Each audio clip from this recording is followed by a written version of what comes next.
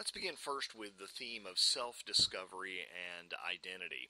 In the opening lines of the narrative, chapter one, that is, not the preface, he says, "I was born in Tuckahoe, near Hillsboro, and about 12 miles from Eastern, in Talbot County, Maryland. I have no accurate knowledge of my age, never having seen any authentic record containing it. By far the larger part of the slaves know as little of their age as horses know of theirs, and it was the wish of most masters within my knowledge to keep their slaves thus ignorant. I do not remember to have ever met a slave who could tell of his birthday. They seldom come nearer to it than planting time, harvest time, cherry time, springtime, or fall time. A want of information concerning my own was a source of unhappiness to me even during childhood. The white children could tell their ages. I could not tell why I ought to be deprived of the same privilege. I was not allowed to make any inquiries of my master concerning it. He deemed all such inquiries on the part of a slave improper and impertinent, and evidence of a restless spirit. The nearest estimate I can give makes me now between 27 and 28 years of age.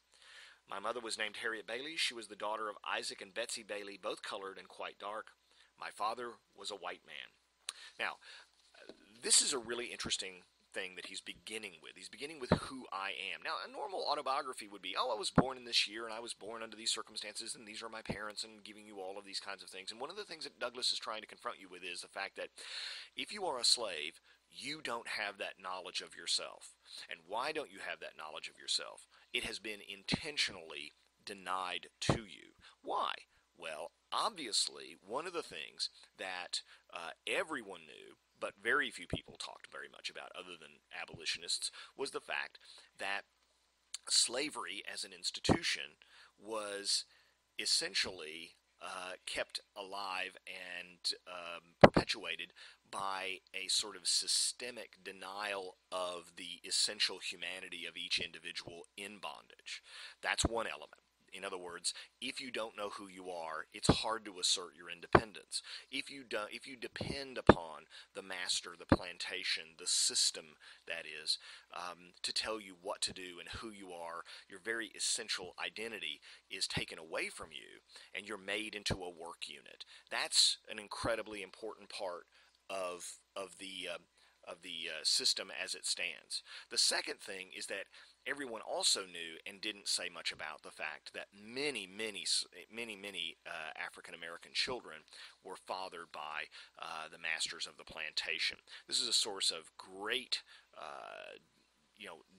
obviously discomfort on the part of Victorian society, who didn't really like to talk about those kinds of things, but nevertheless very essential to understanding the slave system. It is an important and very how shall I say, sinister aspect of American slave law, that slave children followed the condition of their mother legally. In other words, if you were a child, a slave child, it was always and everywhere the case that if your mother was a slave, you were a slave. It didn't matter who your father was. Now, why would they do that? Well, for obvious reasons. Many children of slave women were actually the children of white men. And this was something that was also ensured that the identity of the father of these children was kept quiet, because once a slave woman had a child by the master of the plantation, that child was quickly sold. The woman and child sometimes were sold, but the child was quickly sold. Why is this? Well, because the male wanted to cover it up, and of course the wife of the plantation owner was none too comfortable knowing that her husband had fathered children out of wedlock with these women as well. So it was sort of the dirty, evil secret of slavery. We know this also because, frankly, a lot of young female African Americans who were sold while they were slaves, if they were young and attractive, yielded very high prices. Now, it's not because they knew how to do domestic chores better, and we know that. So he is really hitting on something here, saying the system I was born into denied me the basics of what every human being usually has, and that is an understanding of where I come from and who I am. Yet he knows he's human. I mean, you recall, for example, the story that he gives about the creativity of these individuals and the songs that they sang. These songs, this sort of songs that they sang during the times when they were working outside, inside, what have you. Many of them are quite subversive in their themes, quite creative and inventive. I mean, here they are singing songs about freedom, singing songs about Moses, singing songs about leaving Egypt, the children of Israel. They're often cloaked in biblical language. If you're a thinking person, and evidently a lot of slave drivers weren't thinking people, you gotta know that there's something going on here in terms of the creativity of the people who wrote these songs. He's also gives us the story of Demby, the vicious murder of Demby, and the sense of human dignity that Demby had. And as well, the fact that he even says that the separation that he experienced from his mother. He says it was common custom in the part of Maryland from which I ran away to part children from their mothers at a very early age.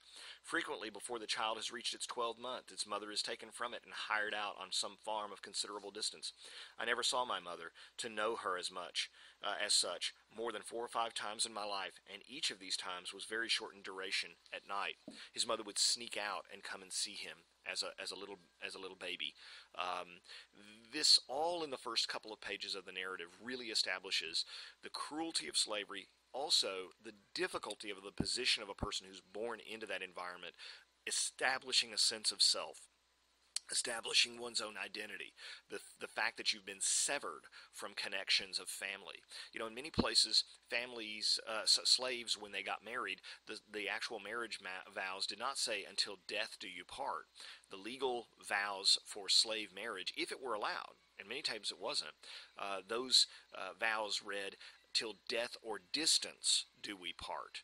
And so, it's a system that intentionally destroys families' senses of community, senses of identity, for the express purpose of creating dependency among the individuals. I don't know who I am. I don't know where I was born. I don't know how to read. I don't know how to write. It makes you dependent upon the system that you were born into. The story of Mr. Covey shows how it's possible for anyone to be degraded. We'll talk a little bit more about it in a couple of slides coming up.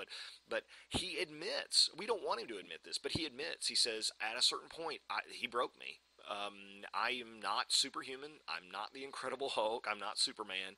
You deprive a guy enough of the basics of life, treat a person enough like an animal, and they're going to turn into an animal. All you think about is sleep and food, sleep and food. You can essentially crush a human being that far. And we don't want him to be that. We want him to be our hero and say, and he never did it, etc., etc. He never gave. I never gave in, and I always. But he admits at a certain point, he broke me. He did it. Even I, who was a pretty strong-willed person, there's a point at which every human being has their breaking point, and he found it. Now, turns out he does become our hero after he gives Mr. Covey what he's got coming to him. But it also illustrates how the system of slavery turns others into animals as well, turns people who should be educated, civilized Christian people into just savages. This would have been shocking to the spiritualism of the era. I'm going to end this slide by talking about one important aspect of his self-discovery and identity, probably one of the most important scenes, and that is when he talks about a sort of new and special situation that he encountered when he was young. He would go out and take a look across the bay and look at the ships sailing by and think about that. And it's quite a moving passage, because rhetorically it's very powerful, because it gives to us his view of freedom. It also gives to us his personal experience of his aspirations. If I can find it here, looking for it.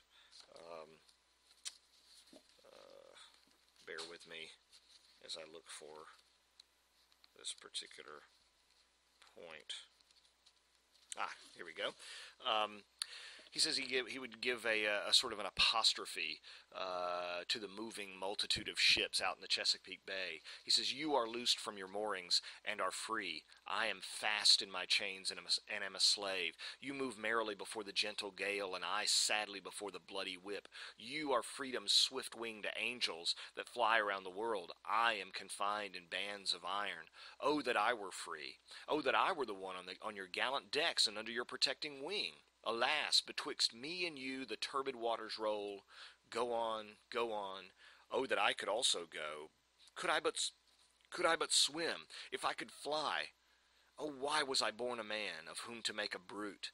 The glad ship is gone, she hides in the dim distance.